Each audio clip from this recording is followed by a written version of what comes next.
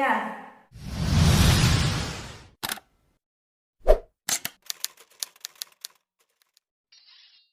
Dan yang pasti ketemu lagi bersama penonton pintar TKI cerdas.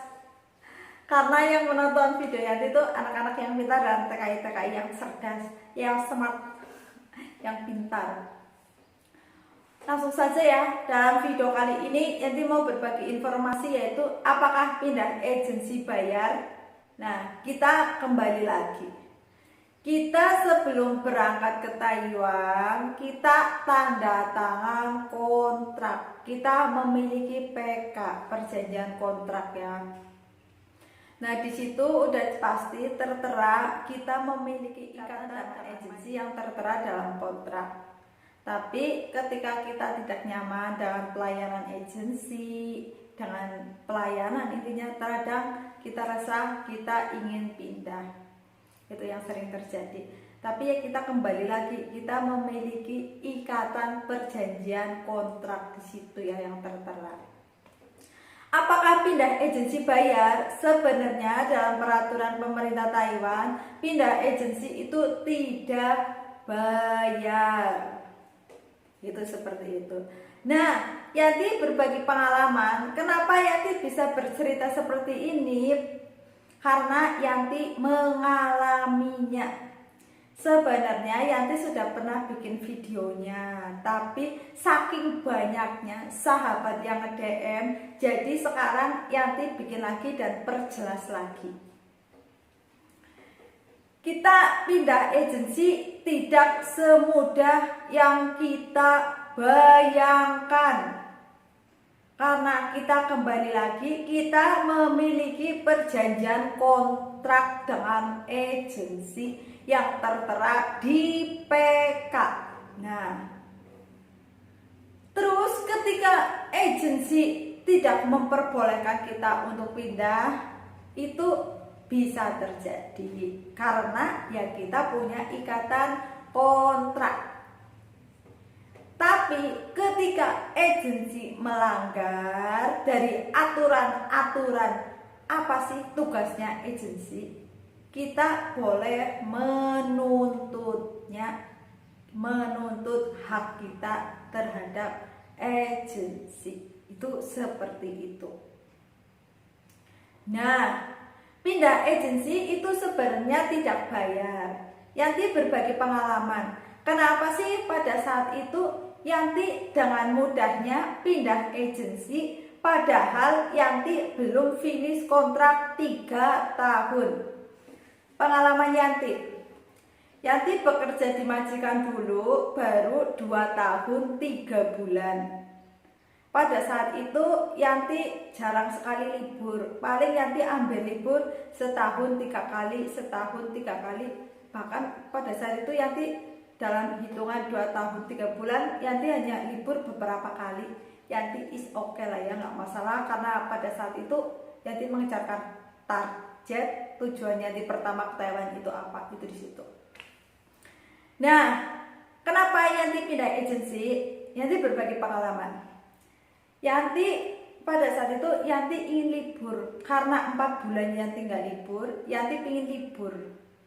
Nah, ketika Yanti ingin libur, ternyata Yanti nggak diperbolehkan sama majikan.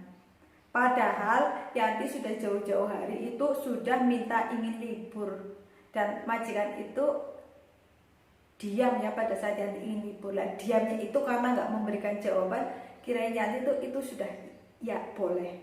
Dan pada saat hari hanya Yanti mau libur, Yanti sudah siap-siap berpakaian dengan pakaian libur lah ya, dengan biasanya kita di rumah dengan pakaian seperti apa dan kita ingin libur pasti sudah siap-siap. Dan ternyata di saat Yanti mau libur tinggal berangkat, ternyata nggak diperbolehkan sama majikan. Dan majikan bilang seperti ini, ketika kamu libur bawa semua barang-barang kamu dan kamu jangan kembali lagi ke rumah ini ketika kamu meninggalkan rumah ini saat ini. Saat itu Yanti langsung emosi naik, marah ya, benar-benar marah. Padahal pada saat itu posisinya benar-benar lagi jam makan malam. Yanti diam di saat itu, padahal itu lagi makan, bener-bener Yanti lagi makan, dan majikan ngomong kayak gitu, Yanti langsung grek garpu, bukan garpu ya, sumpit. Yanti langsung taruh meja dan Yanti langsung bangun. Yanti langsung ngomong nyolot karena posisinya juga lagi makan. Kita berantem gitu. Dan setelah itu Yanti bilang, Yanti nggak apa-apa ya, is oke, karena ini juga hak saya nutut hak saya. Dan setelah itu jelas saja, pertama saya lari ke agensi, saya nelfon agensi sampai belasan kali, agensi nggak ada respon. Dan pun Yanti sampai menelpon penterjemah, bahkan nggak ada respon sama sekali. Nah, karena posisinya itu sudah malam, sudah mungkin setengah tujuan ya pada saat itu ya, setengah tujuh malam, is oke lah Yanti, nggak apa-apa karena ini posisinya udah malam. Yanti satu-satunya jalan, Yanti bilang ke majikan, sini dokumen aku, paspor dan ARC, karena saya mau keluar dari rumah ini. Dan majikan itu nggak boleh.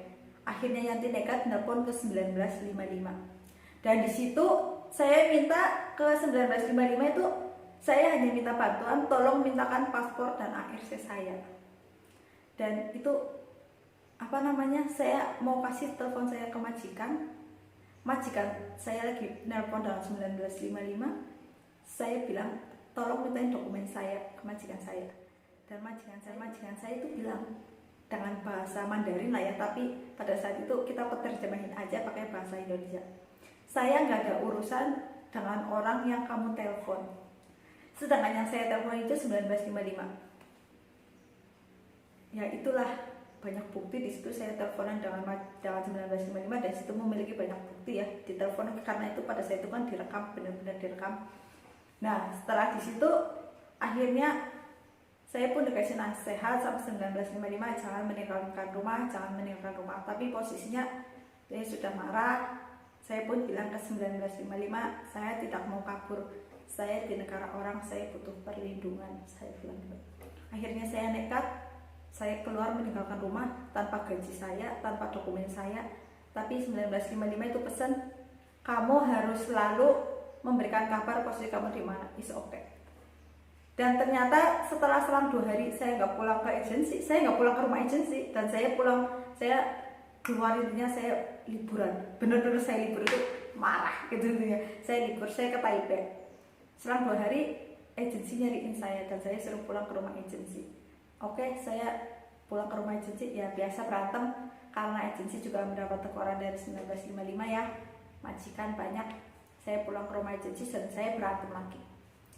Terus agensi bilang, kamu nggak boleh pindah majikan, kamu harus pulang ke Indo. Saya nyolot di situ. Enak aja, proses dari Indo itu dikira mudah. Saya untuk sampai ke Taiwan itu butuh perjuangan yang luar biasa. Dengan mudahnya mau memulangin saya ke Indonesia. Saya bilang seperti itu ke agensi. Terus sekarang maunya kamu, saya mau kerja di Taipei. Kalau bisa mencarikan saya kerja di Taipei, saya ikut dengan agensi ini. Kalau memang nggak bisa, saya pindah agensi. Dan setelah nunggu 10 hari, ternyata agensi saya nggak bisa mencarikan job saya di Taipei. Nah, akhirnya saya mencari agensi baru. Selang nunggu 3 hari dari itu, saya langsung dapat agensi yang baru, dan agensi baru ngejemput saya ke Yunlin. Dan di situ sudah mendapatkan agensi di situ, ternyata agensi saya yang lama minta bayaran 5.000 dari agensi saya yang baru. Karena agensi saya yang lama bilang saya belum finish kontrak. Dan ternyata agensi saya yang baru membayar agensi saya yang lama 5.000. Nah, saya pikir itu agensi yang bayar. Ternyata setelah dibawa ke Taipei, saya langsung dapat majikan. Dan setelah di majikan yang baru, pada saat gajian pertama, karena saya bilang saya minta gajian tanggal 1. Nah, pada saat itu saya gajian kalau nggak salah itu sebulan 12 hari. Karena ya biarin sebulan 12 hari saya digaji.